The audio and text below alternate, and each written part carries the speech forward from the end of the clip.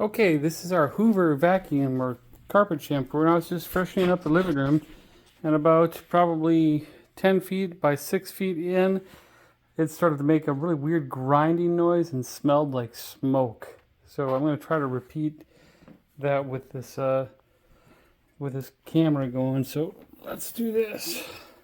That sounds terrible.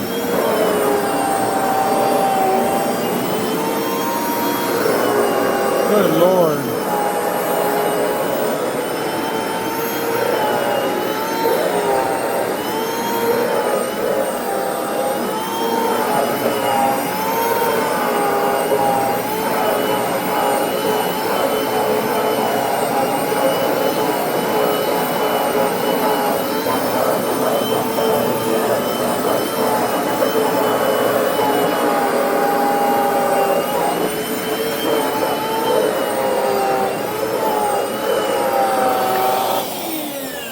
Okay, I can actually feel a vibration in the handle when you hear that grinding sound.